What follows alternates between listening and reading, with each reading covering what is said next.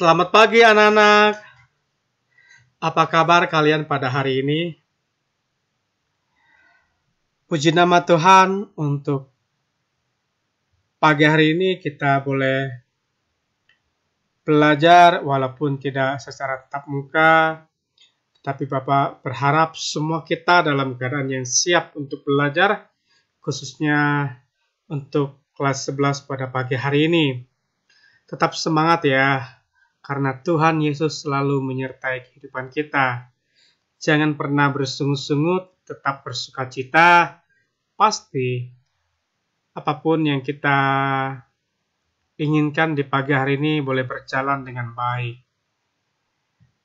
Puji nama Tuhan.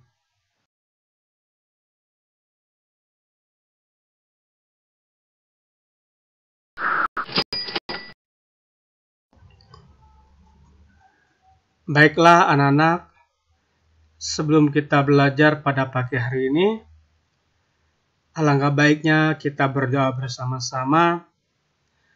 Semua kita mengambil sikap karena kita akan berdoa. Nanti Bapak yang akan memimpin kita di dalam doa.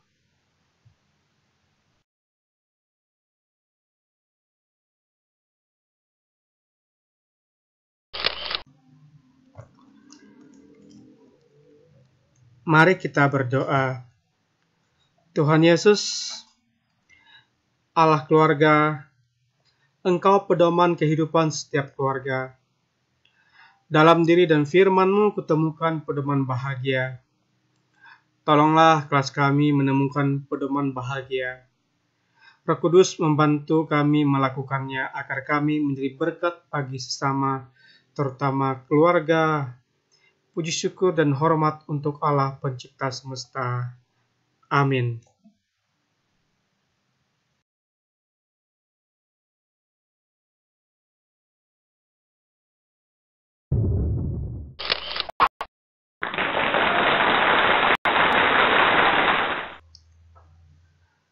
Baiklah anak-anak, silakan buka dulu buku paketnya.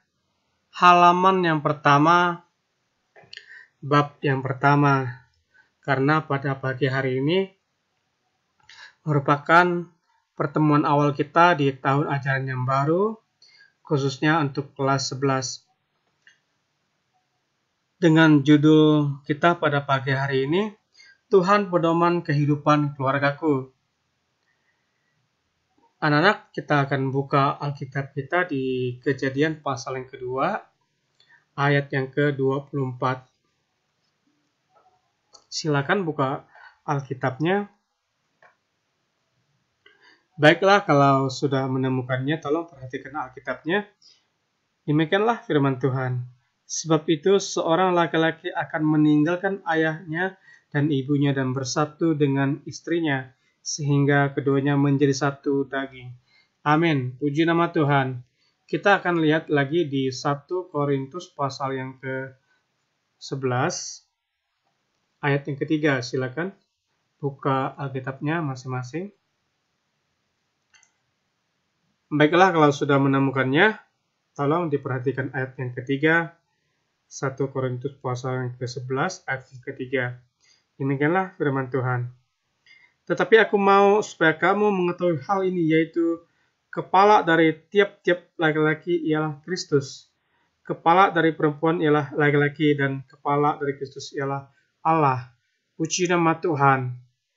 Sangat penting di dalam kehidupan setiap kalian yang masih muda, masih remaja, masih masa-masa kalian tumbuh nanti menjadi dewasa, bahwa di dalam kehidupan kita sebenarnya kita diciptakan Tuhan dengan satu tujuan.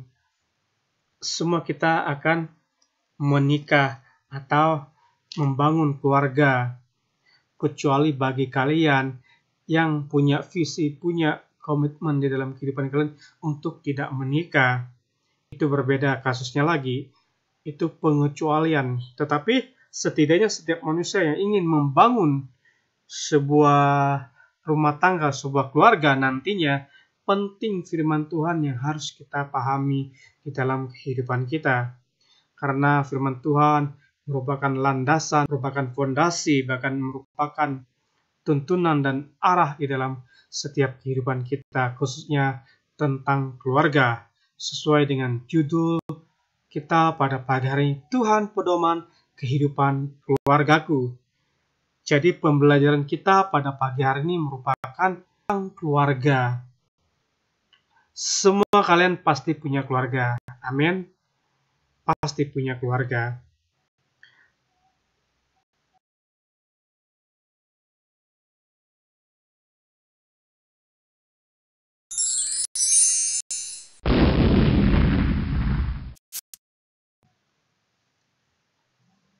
Selanjutnya anak-anak silakan buka di halaman yang kedua, bagian B.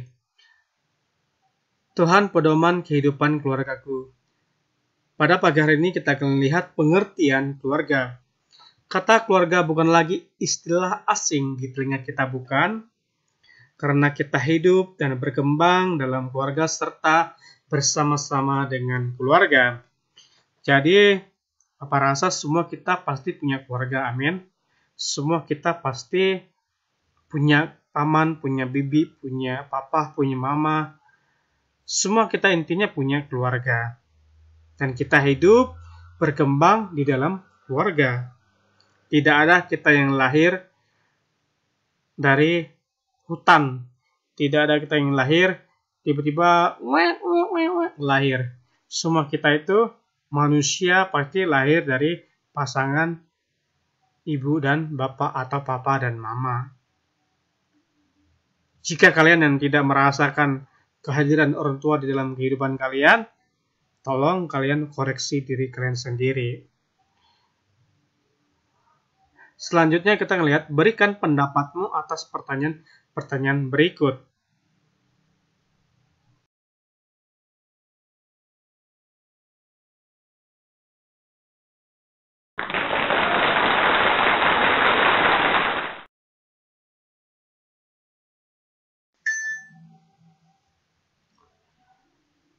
Silakan buka di halaman yang ketiga, kegiatan 1. Anak-anak, di bawah ini ada 3 pertanyaan yang wajib kalian jawab, ya. Jawab langsung.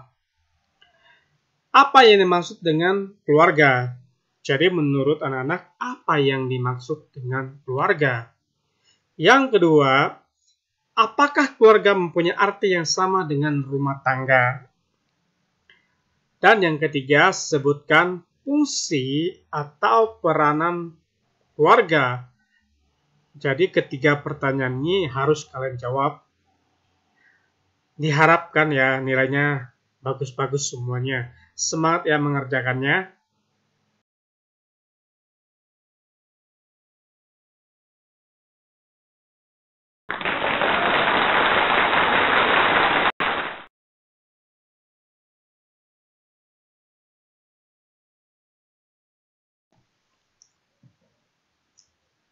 Selanjutnya kita akan lihat kegiatan yang kedua, materi kita pada pagi hari ini. Banyak definisi yang berbeda tentang keluarga. Meskipun demikian, terdapat kesamaan dalam rumusan yang berbeda tersebut dan merupakan ciri-ciri pokok yakni.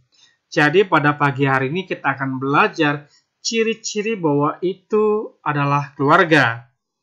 Ciri yang pertama, keluarga merupakan kelompok atau persekutuan sosial yang paling kecil di dalam suatu masyarakat atau disebut dengan lembaga keluarga.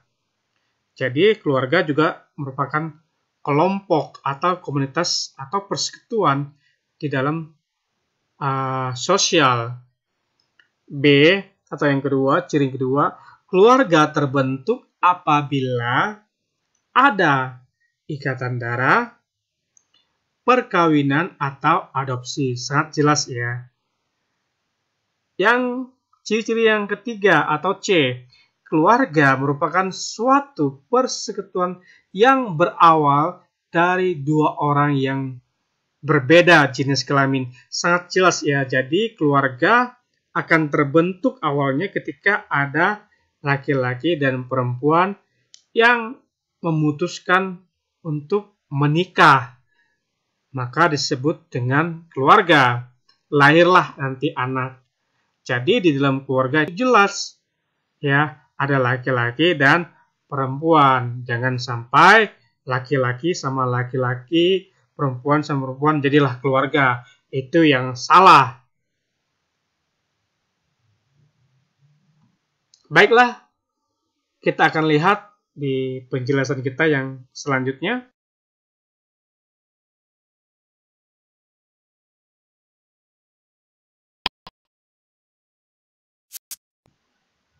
Selanjutnya, anak-anak, kita akan lihat bahwa di dalam masyarakat dapat ditemukan bahwa keluarga terdiri atas dua bentuk. Yang pertama, keluarga bati, dan yang kedua, keluarga besar. Keluarga bati yaitu kelompok yang terdiri dari ayah, ibu, dan anak-anak. Sangat jelas ya. Keluarga bati juga disebut dengan keluarga inti atau keluarga yang terutama di dalam keluarga terdiri ayah, ibu, dan anak.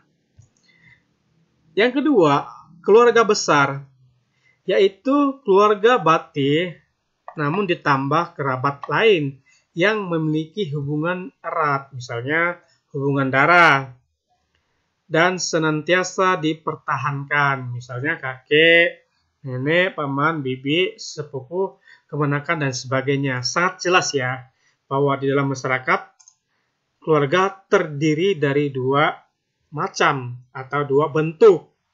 Keluarga bati atau keluarga utama atau keluarga inti, baru keluarga besar.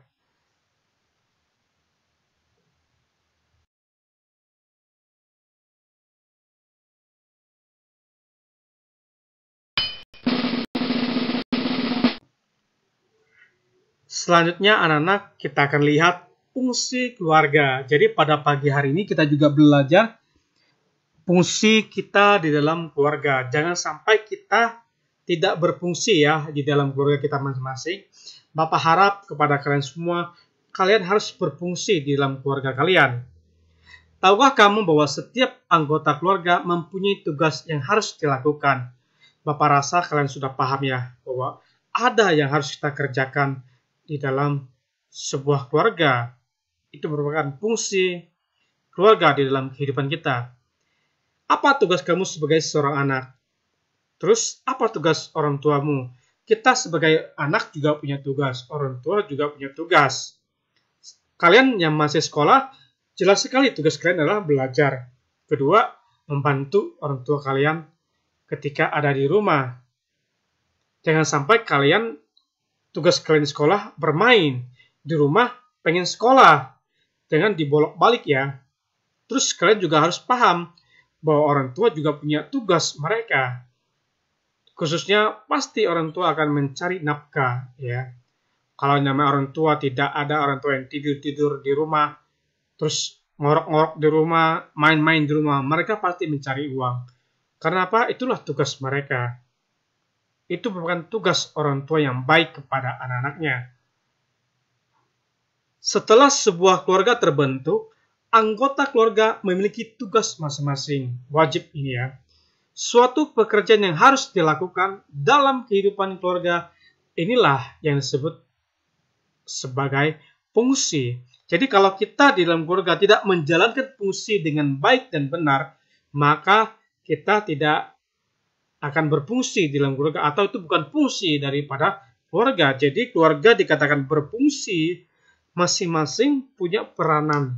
Seorang ibu, ya tugasnya apa? Seorang anak tugasnya apa? Seorang ayah, papa tugasnya apa? Masing-masing punya fungsi di dalam keluarga, sehingga keluarga itu merupakan keluarga yang harmonis, keluarga yang utuh, bahkan keluarga yang diberkati Tuhan. Siapa yang mau keluarga diberkati Tuhan? Angkat tangan. Bapak rasa semua kita pengen diberkati Tuhan, khususnya di dalam keluarga. Oleh karena itu, kalian sebagai anak, tolong ya, menjalankan fungsi kalian dengan baik dan benar.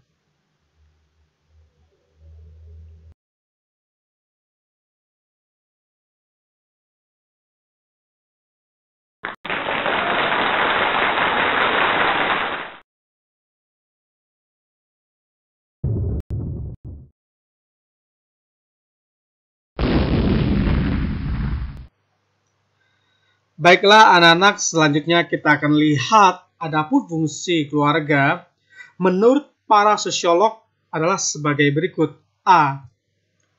Fungsi biologis. Biasanya fungsi ini berkaitan dengan kebutuhan biologis, misalnya makan untuk memenuhi kebutuhan gizi keluarga. Itu pertama, serta memelihara dan merawat anggota keluarga secara fisik. Itu fungsi biologis. Selanjutnya, fungsi sosialisasi, yaitu yang berhubungan dengan pembentukan kepribadian anak. Jadi, di dalam keluarga dikatakan berfungsi apabila seorang anak dibentuk kepribadiannya. C. Fungsi afeksi yang berhubungan dengan kasih sayang, keintiman, perhatian, dan rasa aman tercipta dalam keluarga. Jadi kalau di dalam keluarga tidak ada rasa aman, tidak ada rasa keintiman, tidak ada perhatian satu dengan yang lain, berarti itu gereja yang tidak berfungsi dengan baik atau keluarga yang tidak berjalan dengan semestinya. Terus D. Fungsi edukatif. Nah, ini berhubungan dengan seorang bapak, seorang mama mendidik anaknya dengan baik, ya. Jadi orang tua kalian akan berusaha untuk menyekolahkan kalian sampai di mana orang tua kalian mampu menyekolahkan kalian. Artinya bahwa dalam keluarga itu berjalan dengan baik jika ada fungsi edukatif berjalan dengan baik di dalam sebuah keluarga. Yang E. Fungsi religius yang mendorong berkembangnya anggota keluarga menjadi insan-insan agama yang penuh ketakwaan kepada Tuhan Yang Maha Esa. Ini fungsi keluarga yang baik, yang sehat, yaitu mendorong keluarganya untuk semakin hari semakin takut akan Tuhan, mencintai hukum-hukum Tuhan, bahkan bukan firman Tuhan di dalam kehidupan.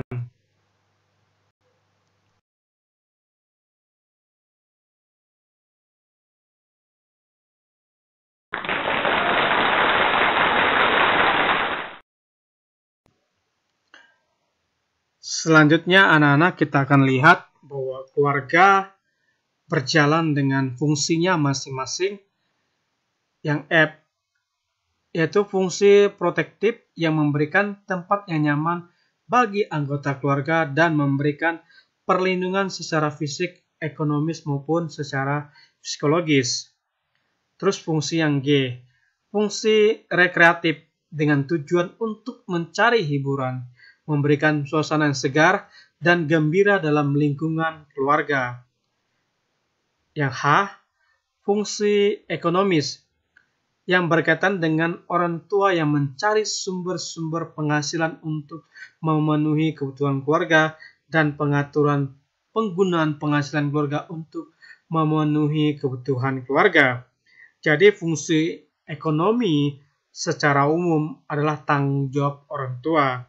Tetapi anak-anak, jika orang tua kalian sudah tidak sanggup bekerja, jangan kalian memaksa orang tua untuk bekerja. Ya, kasihan orang tua kalian. Tetapi jika orang tua kalian masih kuat untuk bekerja, itu merupakan tanggung jawab mereka sebagai orang tua.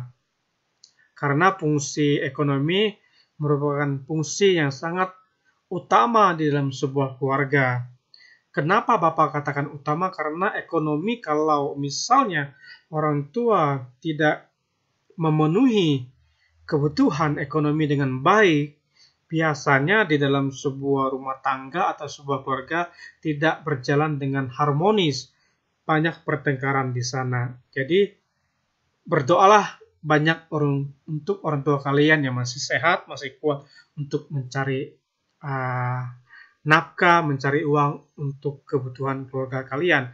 Bersyukurlah orang tua kalian masih kuat bekerja sampai hari ini. Yang I, fungsi status sosial, yakni kedudukan atau status yang diwariskan kepada anak-anak. Ada 9 ya fungsi keluarga yang sehat menurut para sosiolog yang harus kita pahami di dalam kehidupan kita. Jika salah satunya tidak dijalankan dengan baik, secara otomatis fungsinya tidak berjalan dengan benar. Kalau satu tidak terpenuhi, biasanya mempengaruhi fungsi-fungsi yang lain di dalam kehidupan kita. Contohnya, kalau di dalam sebuah keluarga tidak ada tempat rasa yang aman, jadi keluarga bukan tempat yang cocok untuk kita diam. Rasanya ketika ada di rumah kita pengen pergi, pengen menghindari, berarti fungsi keluarga tidak berjalan dengan semestinya. Oleh karena itu, kalian yang sudah belajar tentang fungsi keluarga yang baik, alangkah baiknya kalian juga menerapkannya di dalam keluarga kalian masing-masing. Dan Bapak percaya kalau kalian mau menerapkan prinsip-prinsip ini, maka keluarga kalian akan secara perlahan akan dipulihkan Tuhan. Kenapa? Karena mau diperbaiki. Keluarga yang baik, keluarga yang berjalan dengan semestinya, biasanya saling membangun, saling menolong satu dengan yang lain. Tidak ada orang tua menganggap dia lebih hebat, terus anak-anak lebih rendah. Tidak, saling menghormati satu dengan yang lain, sehingga di dalam keluarga terciptalah keharmonisan. Tidak ada keluarga yang bisa berdiri sendiri. Orang tua membutuhkan anak, anak membutuhkan orang tua. Artinya saling ketergantungan yang menguntungkan satu dengan yang lain.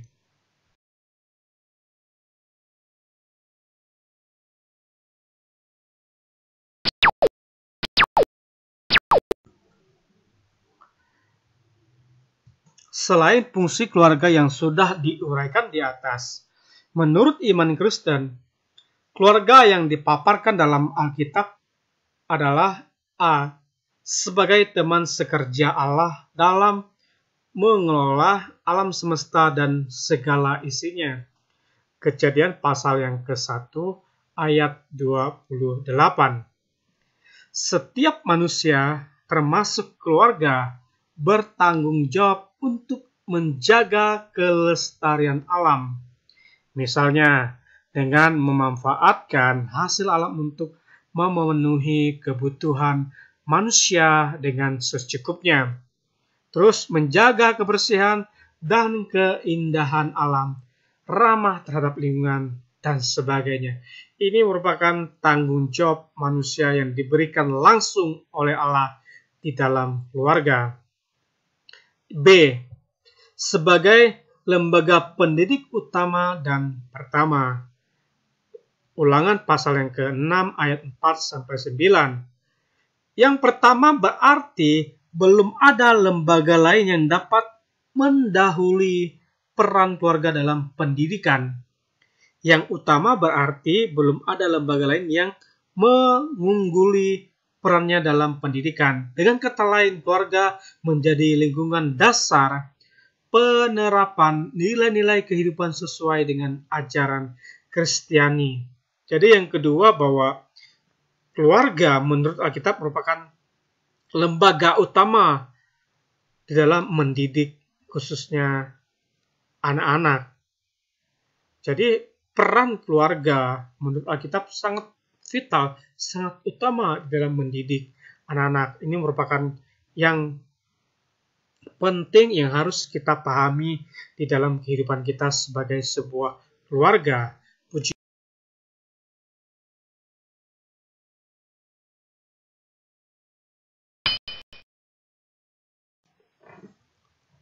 Selanjutnya poin yang C, bahwa sebagai wadah kepada semua anggota keluarga dalam mengekspresikan kasih, kesetiaan, dan sikap saling menghormati. Di dalam Efesus pasal yang ke-5 ayat 22 sampai dengan ayat yang ke-23 dan pasal 6 ayat 1 sampai 3. Jadi di keluarga menurut Alkitab bahwa merupakan tempat untuk mencurahkan kasih sayang, untuk saling menjaga kesetiaan, bahkan di sana ada sikap saling menghormati. Seorang ayah menghormati ibu dan ibu menghormati anak, dan sebaliknya anak menghormati seorang ayah, saling menghormati satu dengan yang lain, sehingga terciptalah sebuah keluarga yang harmonis, keluarga yang bahagia menurut Alkitab. Jadi saling mengeksplikasi yang tulus, terus ada kesetiaan dan sikap yang paling berharga, yaitu saling menghormati, saling menghargai satu dengan yang lain. Setiap anggota keluarga menciptakan lingkungan dalam keluarga yang harmonis dengan menghayati dan melakukan ajaran-ajaran Kristiani sehingga terpancar dalam lingkungan masyarakat yang lebih luas. Puji nama Tuhan.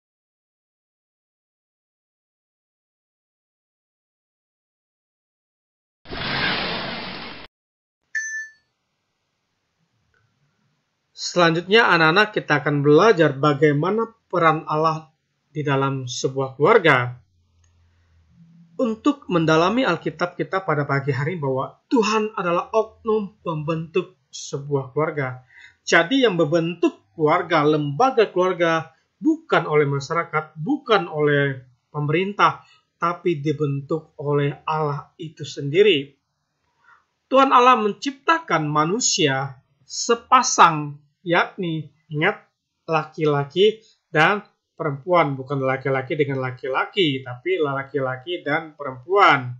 Kejadian pasal yang kedua ayat 21 sampai dengan ayat yang ke-25, bahwa manusia diciptakan berbeda. Ingat, manusia diciptakan berbeda, tetapi satu kesatuan. Artinya manusia diciptakan dalam dua jenis kelamin, laki-laki dan perempuan.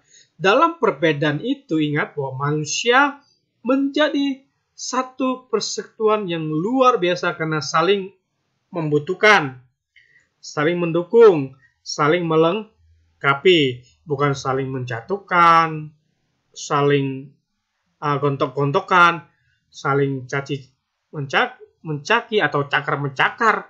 Jadi seorang laki-laki dan perempuan itu dalam suatu keluarga saling membutuhkan satu dengan yang lain. Demikian orang tua dengan anak, saling menghormati.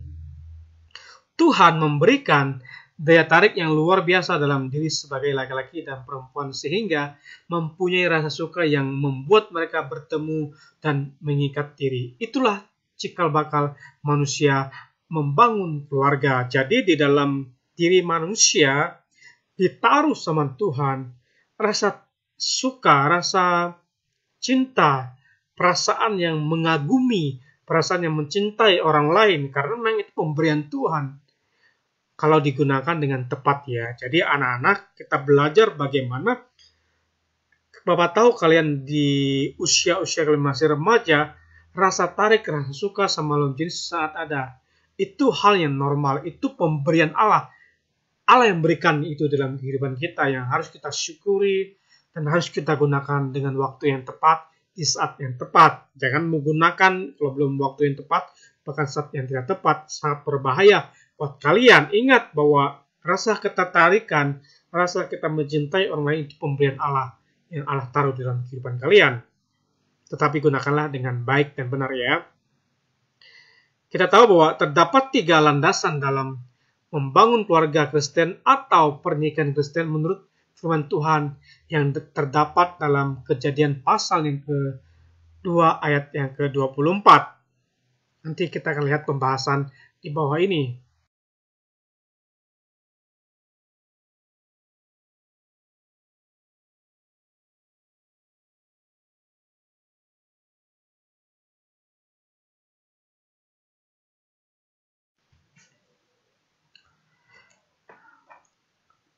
Baiklah anak-anak, di bawah ini ada tugas yang perlu kalian kerjakan.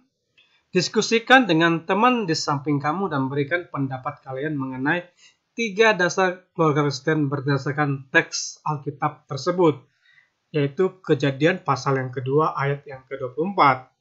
Oleh karena kalian daring atau belajar jarak jauh, otomatis kalian Diskusinya sama, bisa orang tua kalian, bisa kakak adik, atau paman atau bibi kalian.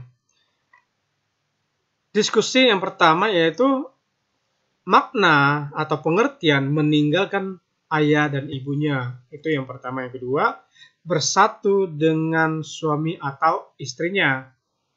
Terus yang ketiga, keduanya menjadi satu daging. Jadi tolong diskusikan pertanyaan-pertanyaan ini berdasarkan ayat Alkitab. Kejadian pasal yang kedua, ayat yang ke-24. Tetap semangat ya mengerjakannya, kalian pasti bisa. Semoga dapat nilai yang terbagus, yang terbaik. Amin. Semangat ya anak-anak.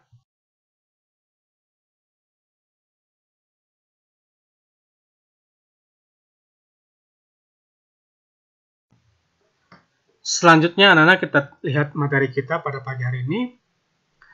Tahukah kamu mengapa keluarga sangat membutuhkan Tuhan di dalam kehidupan mereka? Tuhan Yesus secara pribadi sangat mengasihi keluarga dan menyatakan diri sebagai juru selamat pada pernikahan di Kana.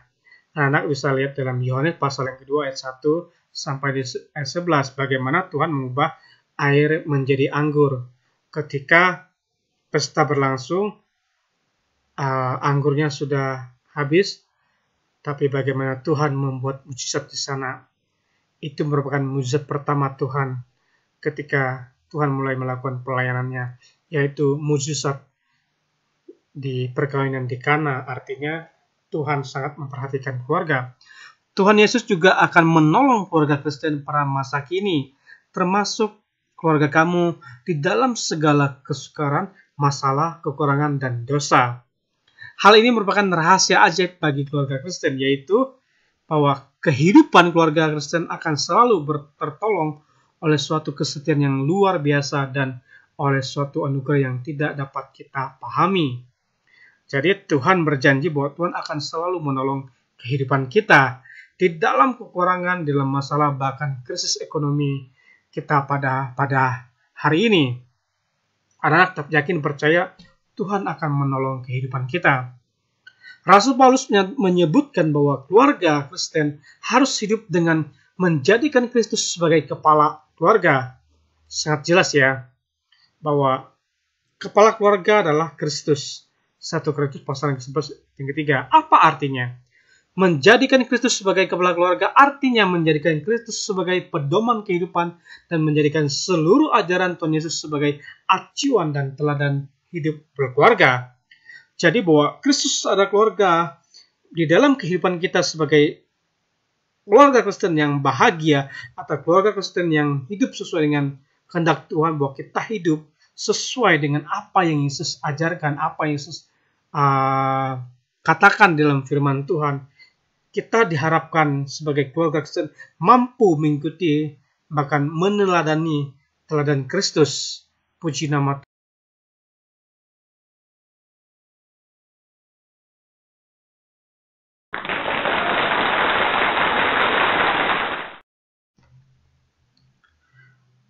Baiklah anak-anak, di bawah ini ada tugas yang perlu kalian kerjakan.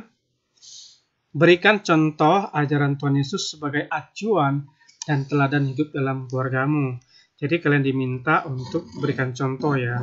Di dalam Alkitab khususnya kitab Injil Sinoptik ada Matius, Markus, Lukas, dan Yohanes. Nah, kalian diminta untuk mencari di kitab-kitab tersebut manakah contohnya bahwa ini loh ajaran Tuhan Yesus yang menjadi acuan di dalam keluarga saya. Selanjutnya kita lihat, jika Tuhan diutamakan, maka sukacita, kekuatan, kemenangan, dan penghiburan akan tinggal dan diam dalam keluarga. Jadi kalau kita mengutamakan Tuhan, maka Papa sangat percaya sukacita, damai sejahtera, penghiburan, kemenangan, dan lain sebagainya akan ada di dalam kehidupan keluarga kita, asal kita mengutamakan Tuhan. Kita perlu belajar dari kehidupan keluarga Kristiani Jemaat Perdana yang setiap hari sangat tekun dalam doa dan usaha untuk mempertautkan diri dengan Tuhan Yesus dalam Kisah Para Rasul pasal yang kedua ayat 46-47. Mereka selalu berkumpul bersama untuk berdoa dan merayakan perjamuan. Nilai dan ajaran Kristiani yang ditanam dalam kehidupan mereka akan terpancar keluar sehingga merangkul keluarga yang lain untuk tumbuh bersama, dikuatkan serta diteguhkan oleh Tuhan untuk berani tampil beda dan siap menjadi saksi Kristus di tengah masyarakat di mana kita hidup. Puji nama Tuhan. Kita percaya kalau kita mengutamakan Tuhan di dalam kehidupan kita, dan Bapa sangat percaya, maka sukacita, damai sejahtera, dan hal-hal yang baru yang Tuhan anugerahkan di dalam kehidupan kita. Dan perlu kita ingat bahwa di dalam jemaat mula-mula mereka selalu berkumpul, memuji Tuhan, saling berbagi, saling menguatkan, bahkan mereka berani tampil beda, tidak kompromi terhadap dosa, dan mereka berani menjadi saksi Kristus. Maka mereka dianiaya, dibunuh, dibakar, dan segala macam, tapi mereka lebih mengutamakan Tuhan di dalam kehidupan mereka. Orang yang mengutamakan Tuhan, apapun tantangan, risiko yang dihadapi, dia akan bersukacita, dia akan bersyukur, karena dia tahu dia lebih mengutamakan Tuhan. Demikianlah materi kita pada pagi hari ini, anak-anak, dan Bapak percaya semua kita dalam keadaan yang semangat, dan bahkan kita semua dalam keadaan sehat-sehat selalu. Terima kasih. Tuhan Yesus memberkati.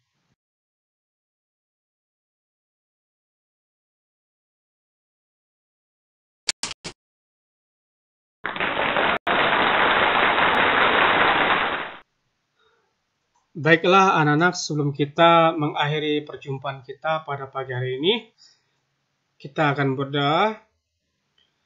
Tolong ambil sikap masing-masing, Bapak akan memimpin kita dalam doa. Doa dimulai. Bapa kami yang bertakhta dalam kerajaan surga, kami datang kepadamu Tuhan pada pagi hari ini mengucap syukur buat penyertaan-Mu dari awal, pertengahan, bahkan hingga akhirnya Tuhan. Tuhan, Engkau Allah yang terbaik dalam kehidupan kami Tuhan. Kami serahkan Tuhan untuk aktivitas kami selanjutnya dalam tangan-Mu Tuhan. Kami percaya Engkau tetap memberkati kehidupan kami Tuhan. Terima kasih. Di dalam nama Tuhan kami Yesus Kristus kami sudah berdoa dan mengucap syukur. Amin. Terima kasih anak-anak. Sampai jumpa di minggu yang akan datang. Selamat pagi dan selamat beraktivitas. Tuhan Yesus memberkati kalian. Shalom.